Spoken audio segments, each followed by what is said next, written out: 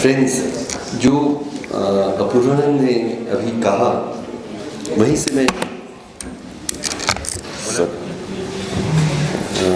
से मैं शुरुआत करना चाहता हूँ।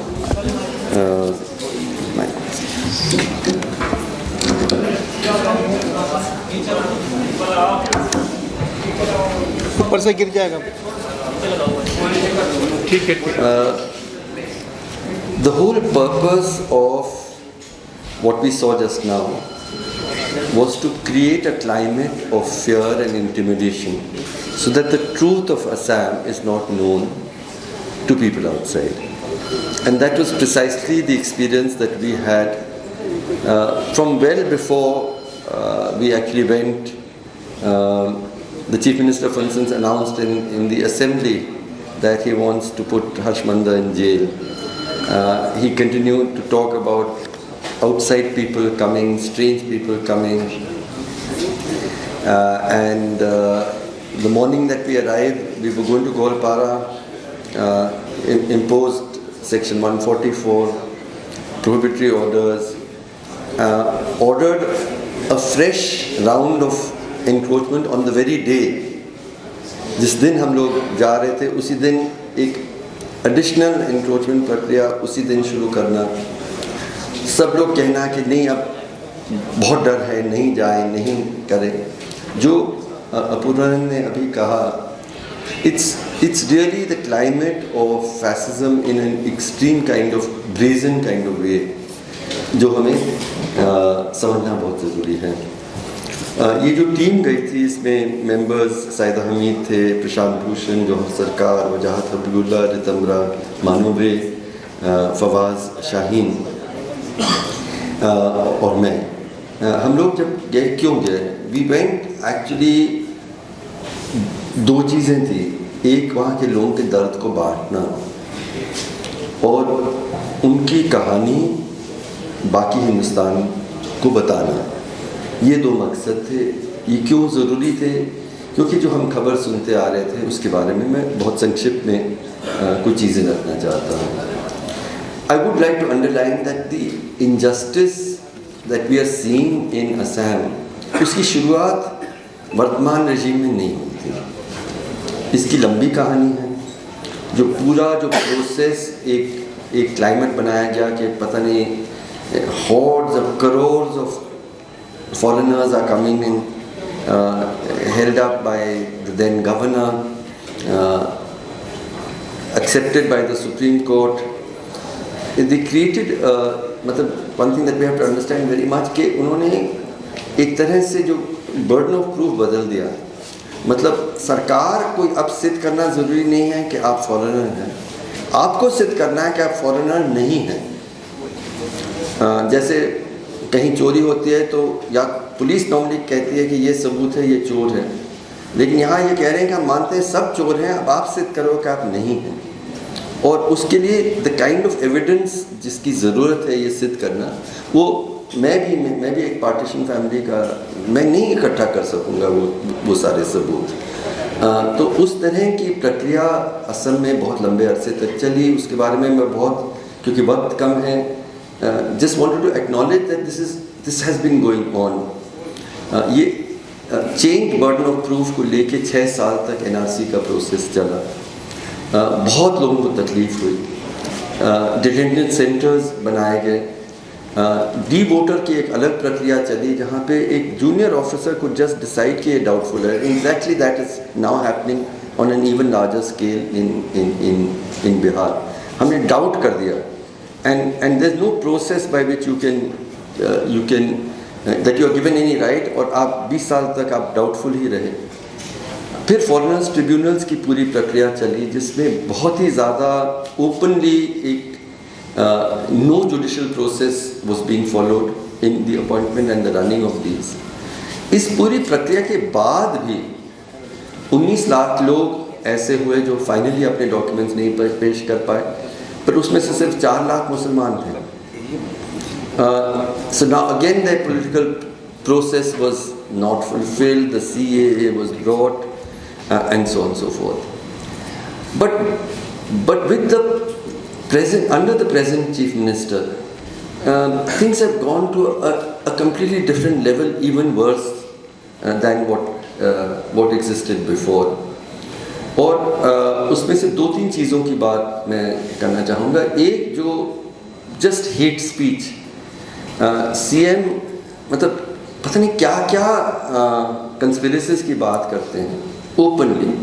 वो कहते हैं कि अब फ्लड हो गया गुवाहाटी में, तो उनका कहना है कि ये फ्लड जिहाद हुआ। एक माइनॉरिटी इंस्टीट्यूशन है, उन्होंने कुछ पेड़ काटे, वो एक जिहाद था जिससे फ्लड हुआ। और फिर उस इंस्टीट्यूशन में पढ़ने वाले बच्चों के डिग्रीज भी कैंसिल कर दिए गए क्योंकि फ्लड जिहाद है। कीमतें बढ़ी की सब्जियों की, तो उनका कहना है कि ये कोई फर्टिलाइज़र जिहाद है, कुछ और जिहाद है। मतलब this kind of continuous hate speech, blaming every ill of that the people of Assam are facing to one community, ये वो करते आ रहे थे। फिर एक बिल्कुल बार बार कह रहे हैं कि कॉन्स्टिट्यूशन जो भी हो, लॉ जो भी हो, मुझे जो करना है मैं करूँगा।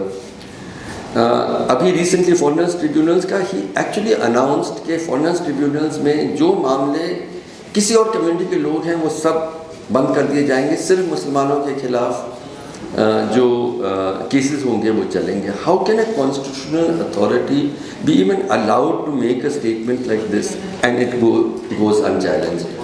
तो ये भी है। The most immediate context in which we went, I would talk about 2 things. एक जो जिस डेमोलिशन की बात आपने कुछ हम गए थे गोलपारा, तो कुछ बातें आपने सुनी। संक्षिप्त में 2-3 चीज़ें इसमें कहना ज़रूरी है। एक कि असम के हालात में land records, even compare to other parts of the country, it's very hard to maintain land records because of the ecological nature.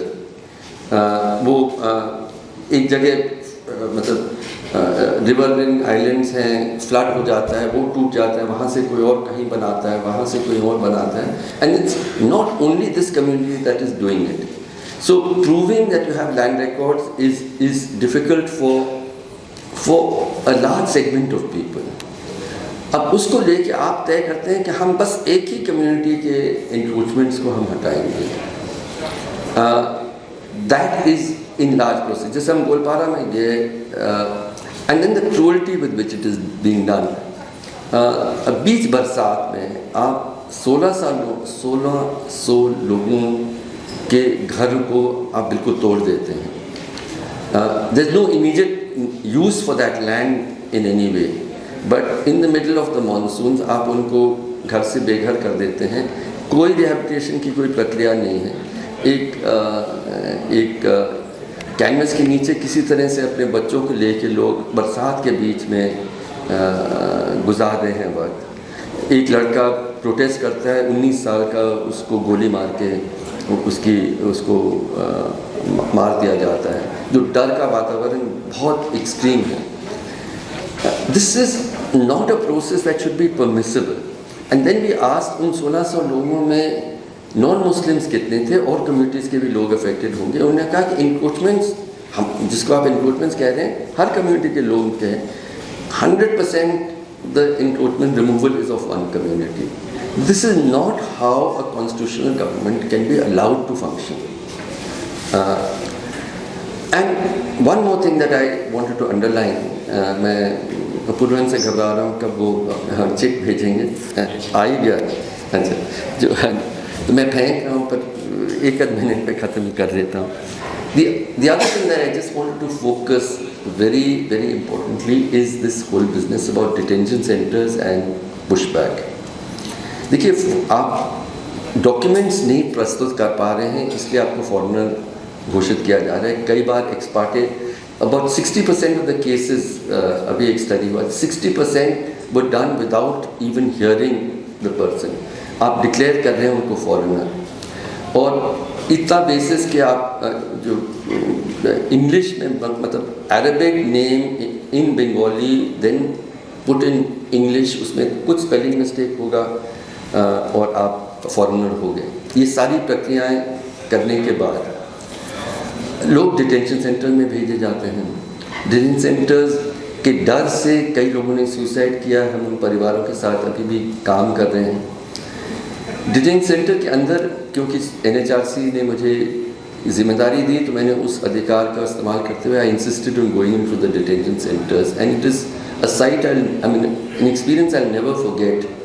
क्योंकि जेल के हिस्से में एक जेल बनाया जाता है, मतलब जो जेल मतलब आप उम्र कैद में भी हैं तो आपके कुछ हक होते हैं, आप बाहर निकल सकते हैं, घूम सकते हैं वगैरह। वो in a space just little bigger than this, महिला जेल का एक हिस्से में महिलाएं कोई 5 साल कोई 7 साल तक उसमें वहाँ से कभी बाहर नहीं निकले हैं। उनके हस्बैंड कहीं और हैं, बच्चे बाहर हैं, और ये completely against international law. International law से आप 3 महीनों से ज़्यादा नहीं रख सकते अनडॉक्यूमेंटेड पर्सन को, आप फैमिलीज़ को नहीं सेपरेट करते, आप जेल में नहीं रख सकते। पर ये सब उन्होंने किया और ये प्रक्रिया चली। लेकिन ये जो पुशबैक है, इसी पे मैं ख़त्म करना चाहता हूँ। पुशबैक इसी, अगर आप कोई फॉरेनर है, कोई भी नहीं कह रहा है फॉरेनर है, तो ज़रूर उसको आप लीगल प्रक्रिया से अपने देश वापस भेजें। वो प्रक्रिया बांग्लादेश सरकार भी तैयार है। You sit across the table, you say this is somebody who's a Bangladeshi, this is our evidence, this is his or her address, they'll verify that and then they'll take the person. No problem with that process. लेकिन आप कर नहीं सकते क्योंकि आप जानते हैं कि वो एक्चुअली कि वो बांग्लादेशी नहीं। तो आप क्या कर रहे हैं, आप ज़बरदस्ती उनको बॉर्डर में ले जा रहे हैं, उठा रहे हैं और दे पुश देम। यहाँ मतलब राइफल्स हैं, दे पुश्ड फ्रॉम दैट साइड, वहाँ राइफल्स हैं और देर से कि हमारे नहीं हैं, यहाँ से हमारे नहीं हैं। आप उनको एक किस्म का स्टेटलेस बना रहे हैं। बुजुर्ग लोग हैं, प्रेग्नेंट पर्सन्स हैं। What is happening? Bangladesh border police has acknowledged that 1,500 people have been pushed in these recent months in this way. This pushback process again. तो I just want to conclude कि हम असम में एक absolutely in defiance of constitutional law and what I would describe as elementary human compassion, इस सब के बिना सरकार को चलाने की एक मुहिम चलाई जा रही है ब्रेजनली। उस पर कोई आवाज़ उठाए तो आपको जेल की धमकी या फिर जिस तरह से आज इंटिमिडेशन देखा है, we should not accept this intimidation. We have to stand with the people of Assam. They deserve a government that stands by the constitution and by law. Thank you.